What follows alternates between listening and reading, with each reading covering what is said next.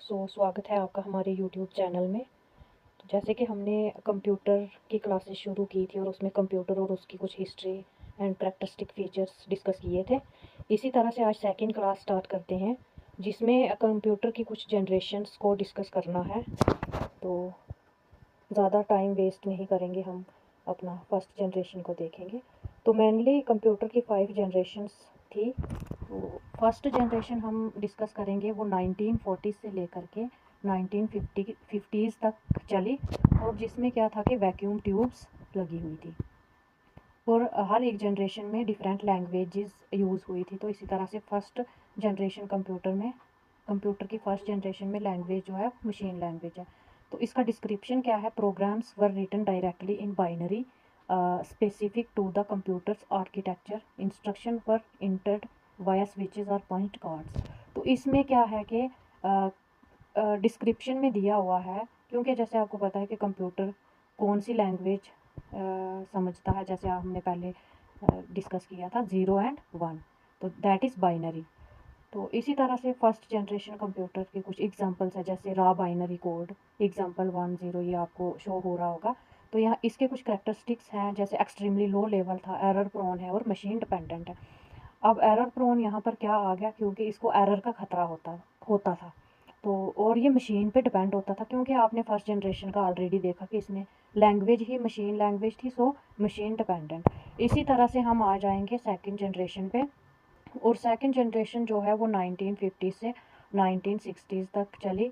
और जैसे हमने फर्स्ट जनरेशन में देखा, वहाँ पर वैक्यूम ट्यूब्स होती थी, यहाँ पर वैक्यूम ट्यूब की जगह पे क्या है, ट्रांजिस्टर्स यूज़ करते थे।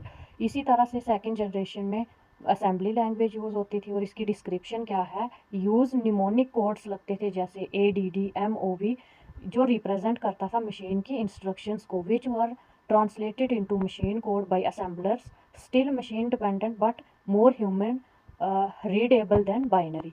तो जैसे हमने फर्स्ट जनरेशन में देखा था, हम फर्स्ट से कंपैरिजन करके देखेंगे।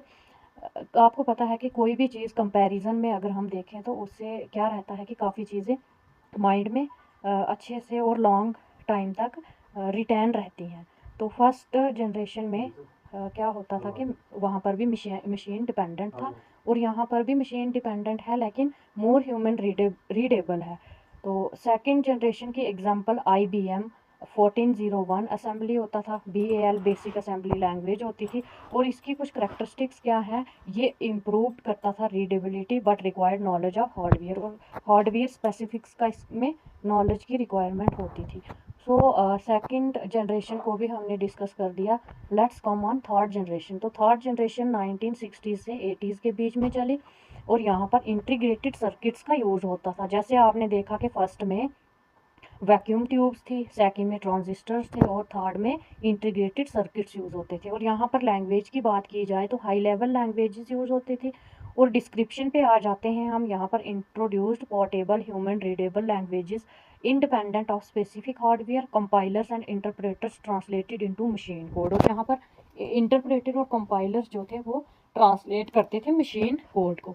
तो इसकी एग्जांपल आपने अच्छे से याद रखनी है। फोर्ट्रॉन था, कोबॉल था, सी एल्गोल था। और फोर्ट्रॉन की जो ये फोर्ट्रॉन की फुल फॉर्म आपको अच्छे से याद रखनी है। इसका क्या होता है, for scientific and engineering calculation के लिए यूज़ होती है, और आगे हम इसकी फुल फॉर्म भी देखेंगे। और कोबॉल क्या होता है, कॉमन बिजनेस ओरिएंटेड लैंग्वेज होती है, ये COBOL की फुल फॉर्म है। और इसको ज़्यादातर किसके लिए यूज़ करते थे, बिजनेस एप्लीकेशंस के लिए। और सी जो था, for system programming and general purposes use के लिए होता था। एल्गोल क्या है, इन्फ्लुएंस्ड मॉडर्न लैंग्वेज डिज़ाइन होता था। और इसकी करैक्टरिस्टिक्स क्या है, structured programming, easier to write, debug and maintain platform independent to some extent. Similarly हम फोर्थ जनरेशन पे आ जाएंगे। तो फोर्थ जनरेशन कब से कब तक शुरू हुई, कहाँ तक, 1980 से 1990s तक। और इसमें क्या यूज़ हुआ था, माइक्रो प्रोसेसर्स। जैसे हमने फर्स्ट में देखा था वैक्यूम ट्यूब, सेकंड में ट्रांजिस्टर, और इसी तरह से फोर्थ में क्या है, माइक्रो प्रोसेसर्स होता है। और इसमें लैंग्वेजेस की बात की जाए तो very high level language use होती है, और डोमेन स्पेसिफिक लैंग्वेजेस। डिस्क्रिप्शन में देखा जाए तो ये प्रोडक्टिविटी पे फोकस है, ease of use and non-programmer accessibility included query languages, report generators and application development tools. तो एग्जांपल इसकी SQL structural query language for database management के लिए होता था, और MATLAB मतलब for numerical computation and visualisation. Now let's come on fifth generation. और fifth generation 1990s means present 1990s में चल रही थी। इसमें क्या यूज़ हुआ था, जैसे फोर्थ में आपने देखा माइक्रो प्रोसेसर्स का यूज़ करते थे, और फिफ्थ जनरेशन में AI मीन्स एडवांस कंप्यूटिंग। और लैंग्वेजेस में देखा जाए तो ये artificial intelligence and advance computing. Languages की बात की जाए तो logic based, artificial intelligence oriented and modern high level languages का यूज़ होता था। फोर्थ जनरेशन में भी हाई लेवल लैंग्वेजेस यूज़ होती थी। और इसका डिस्क्रिप्शन हम देखें तो design for artificial intelligence, parallel processing and distributed system emphasising declarative program and problem solving over procedural coding होती थी। और इसकी कुछ एग्जांपल्स देखी जाए तो Prolog for logic programming and AI के लिए होता था। लिस्प जो है ये सिंबॉलिक कंप्यूटेशन के लिए और अर्ली AI के लिए है। Python for AI artificial intelligence machine learning के लिए होता था। और जर्नल पर्पस की जो प्रोग्रामिंग होती थी। और जावा जो है वो प्लेटफॉर्म इंडिपेंडेंट एप्लीकेशन है। तो इसी तरह से आपने कुछ पांच कंप्यूटर की जनरेशन्स देखी। जैसे फर्स्ट में आपको मेन याद रखना है इनकी एग्जांपल्स और इनमें क्या यूज़ हुआ था। जैसे फर्स्ट में वैक्यूम ट्यूब्स थी, सेकंड में ट्रांजिस्टर थे, थर्ड में इंटीग्रेटेड सर्किट्स एंड फोर्थ में माइक्रो प्रोसेसर था, और फिफ्थ में AI एंड एडवांस कंप्यूटिंग। इसी तरह से इनकी लैंग्वेजेस का भी आपको पता रखना है, और इनकी एग्जांपल्स क्या क्या हैं, और कब से इनका टाइम पीरियड कौन सा रहा हुआ है। ठीक है, तो let's come on another type of calculating device that is abacus. तो अबेकस जो है ये फर्स्ट एनिशियंट कैलकुलेटिंग डिवाइस, दुनिया की वो सबसे पहली कदीम कैलकुलेटिंग डिवाइस देखी जाए तो वो अबेकस को माना जाता है। ये सबसे पहले किसने डेवलप किया था, इसको चाइना ने। ये rectangular wooden frame which is consist of row and beads और similar object strung on a wire. तो ये आपको इसकी इमेज भी शो हो रही है। तो ये एक रेक्टेंगुलर वुडन फ्रेम है जिसमें कुछ रोज हैं और उस पे बीड्स लगे हुए हैं। बीड्स मीन्स ऐसे दाने दाने, रो के ऊपर दाने लगे हुए हैं। आप सिंपली इसको समझ लो कि रेक्टेंगुलर वुडन बॉक्स है, उसके बीच में आपको शो हो रहा होगा ऐसे एज अ रोप मीन्स छोटी छोटी रस्सी देख लो, और उस पर बीड्स लगे हुए, बीड्स जैसे दाने होते हैं, माला के दाने, या फिर कुछ सिमिलर ऑब्जेक्ट्स जो उस पर तार के ऊपर अटका हुआ है। तो यही एक एनिशियंट टाइम का कंप्यूटर है जिसको अबेकस के नाम से जाना जाता था। तो नेपियर बोन्स क्या होती हैं, ये अर्ली एज 17th सेंचुरी में इन्वेंट किया था। नेपियर बोन्स एक मशीन है जिसमें क्या कंसिस्ट होता है, बोन्स होती है, और नेपियर बोन में 0 से 9 नंबर स्टोर्ड होते हैं। ये एक मैकेनिकल कैलकुलेटिंग डिवाइस होती है जिसको हम यूज़ करते हैं डिवीजन और मल्टीप्लिकेशन नंबर्स का करने के लिए। होप सो आपको यहाँ तक समझ आ गया होगा। नेक्स्ट हम आ जाएंगे पास्कल्स कैलकुलेशंस क्या होती हैं। तो पास्कल कैलकुलेशंस को सबसे पहले फ्रेंच मैथमेटिकल ब्लेस पास्कल ने डेवलप किया था। कब किया था, 1642 में। तो जिस तरह से आपने अबेकस की इमेज देखी थी उसमें क्या था कि एक रोज़ लगे हुए थे एक साइड से, और उस पर सम बीड्स स्ट्रक हुए थे, जैसे माला में आप देखते हो कि दाने दाने होते हैं। तो दैट वाज अबेकस। वो भी एक कैलकुलेटिंग मशीन थी। और यहाँ पर हम पास्कल की बात करें तो ये भी कुछ एनिशियंट टाइम का ही लग रहा है, लेकिन ये फ्रेंच मैथमेटिकल एक ब्लेस पास्कल नाम के थे, उन्होंने 1642 में डेवलप किया था। और जो अबेकस था वो चाइना ने डेवलप किया था। तो आफ्टर दैट एक और टाइप आती है कैलकुलेटिंग डिवाइस की, एनिशियंट टाइम की दी हुई है, लिबेनिस कैलकुलेटर।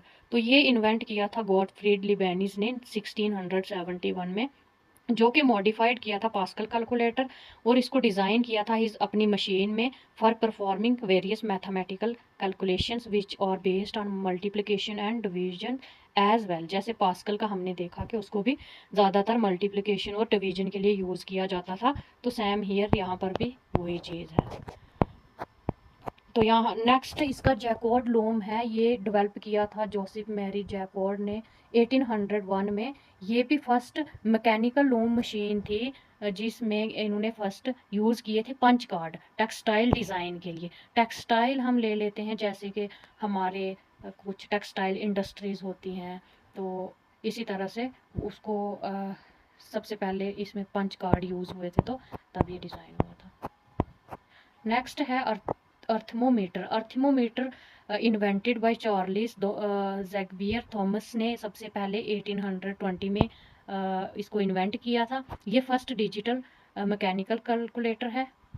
डिफरेंस इंजन क्या होता है? तो डिफरेंस इंजन को सबसे पहले डेवलप किया था चार्ल्स बैबेज ने। It was the first steam based machine. तो जैसे आपने पहले भी पढ़ा था कंप्यूटर की फर्स्ट क्लास में कि चार्ल्स बैबेज को फादर ऑफ कंप्यूटर कहा जाता है। तो यहाँ पर डिफरेंस इंजन जो है उसको भी डेवलप किया था चार्ल्स बैबेज ने।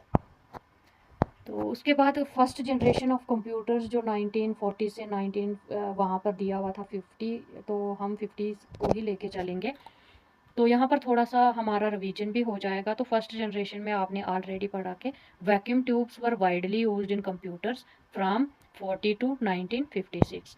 फॉर एग्जांपल यहाँ पर कुछ फर्स्ट जनरेशन के कंप्यूटर की मैंने आपको मेन चीज़ें बताई थी कि इसका क्या आपको रिमाइंड रखना है। फॉर एग्जाम्पल ENIAC, इनैक क्या होता है? इसकी फुल फॉर्म आपको याद रखनी है, electronic numerical integrator and computer. UNIVAC क्या होता है? Universal automatic machine. IBM 701, IBM 650। तो ये क्या है? कुछ फर्स्ट जनरेशन ऑफ कंप्यूटर्स की एग्जाम्पल्स है। They consumed a lot of power, produced a lot of heat and often encountered frequent failures. तो ये क्या करते थे? बहुत ज़्यादा पावर को कंज्यूम करते थे, बहुत ज़्यादा हीट यूज़ होती थी। In this generation mainly the batch processing operating system was used. और इसमें क्या होता था कि batch processing operating system use होता था फर्स्ट जनरेशन में। These computers were very large, taking up the entire room. तो ये कंप्यूटर क्या था कि बहुत बड़े होते थे, इवन तो एक रूम की जगह इनके लिए ज़रूरत होती थी इन कंप्यूटर्स को रखने के लिए। और आज के कंप्यूटर देखा जाए तो लार्ज भी होते हैं, स्मॉल भी होते हैं, पोर्टेबल होते हैं, जिनको हम एक जगह से दूसरी जगह इजली ले जा सकते हैं। तो अगर फर्स्ट की बात की जाए तो ये बहुत बड़े होते थे। First generation computers relied on machine language. तो ये हमने ऑलरेडी डिस्कस किया था कि इसमें कौन सी लैंग्वेज यूज़ होती है? मशीन लैंग्वेज यूज़ होती है। और हमने वहाँ देखा था कि ये एरर प्रोन होता है। तो एरर प्रोन यहाँ पर अगर लैंग्वेज मशीन यूज़ होती है तो उससे ही हम डिफ्रेंशिएट कर सकते हैं कि इसमें एरर हो सकता है। They were very expensive to operate. तो ये काफ़ी महंगे थे। ये आपको कुछ इमेजेस शो हो रही हैं। तो ये vacuum tube electron bulb valve British और tube North America is a device that controls electric current flow in a high vacuum between electrodes to which an electrical potential difference has been applied. तो इसकी क्या examples हमने जैसे देखी, ये इसकी second example जो थी ENIAC was the first programmable general purpose electronic digital computer था ये। तो ये first automatic electronic digital computer है। तो अब हम आ जाएंगे सेकंड जनरेशन पे जो 1956 से 1963 तक चली। तो सेकंड जनरेशन में आपने देखा था पहले ही कि इसमें ट्रांजिस्टर यूज़ होते हैं इंस्टेड ऑफ वैक्यूम ट्यूब। तो वैक्यूम ट्यूब फर्स्ट जनरेशन में यूज़ होते हैं और सेकंड में ट्रांजिस्टर्स। तो इसकी भी कुछ एग्जांपल्स है जैसे IBM 1620, IBM 7094। तो इसमें देखेंगे कि जो इनमें ट्रांजिस्टर यूज़ हुए होते हैं वो क्या चीज़ होती है। तो ये आपको सामने इमेजेस लगी हुई दिख रही होगी। ये ट्रांजिस्टर एक मिनिएचर सेमीकंडक्टर है जो रेगुलेट करता है और कंट्रोल करता है करंट या वोल्टेज को, जो फ्लो करता है in addition amplifying and generating these electrical signals and acting as a switch gate for them. Typically transistor में क्या होता है कि 3 लेयर्स होती हैं या फिर इसको टर्मिनल्स कहा जाता है। सेमीकंडक्टर मटेरियल का वो बना होता है, each of which can carry a current, जो कि करंट को ले जाने का, करंट को फ्लो करने का काम करता है। The language evolve from cryptic binary language to symbolic assembly language. This mean programmers could create instruction in boards about the same time high level programming language were being developed. Early version of COBOL, जैसे आपने इसकी full form देखी थी, common oriented business of language, and FORTRAN. ये क्या है? Early version है इन machines के जिसको developed for the atomic energy industry. तो इसकी कुछ examples IBM 1401, UNIVAC 1107, CDC 1604, CDC हो गया 360। तो इसी तरह से थर्ड जनरेशन की बात करते हैं, ये 1964 से 1971 तक यूज़ हुए। तो third generation computer introduce the use of IC। तो आपने पहले भी इसको देखा कि इसमें इंटीग्रेटेड सर्किट्स यूज़ होते थे। तो अब इंटीग्रेटेड सर्किट क्या होते हैं? Monolithic integrated circuit also referred as an IC integrated circuit. एक चिप की तरह होती है, माइक्रोचिप होती है, set of electric circuit on one small flat piece. ये आपको फ्लैट पीस दिख रहा है, तो इसमें एज अ चिप की तरह होती है, सेमीकंडक्टर मटेरियल होता है ये भी। यूजुअली इसमें क्या होता है, सिलिकॉन लगा होता है। तो large number of miniaturised transistor और एंड अदर इलेक्ट्रॉनिक कंपोनेंट जो होते हैं integrated together on the chip. तो this result in circuits that are orders of magnitudes smaller, faster and less expensive than those constructed of discrete component allowing a large transistor count. ठीक है। तो और इसमें this innovation development significantly reduced computer size while simultaneously enhancing computational power. इसमें क्या होता है कि धीरे धीरे कंप्यूटेशनल पावर जो होती है वो इन्हांस होती है instead of punch cards and print outs. जैसे हमने पीछे एक फर्स्ट जनरेशन में देखा था कि वहाँ पर वैक्यूम ट्यूब्स जो होती हैं उसमें कुछ पंच कार्ड्स का किसका यूज़ होता था, प्रिंट आउट्स।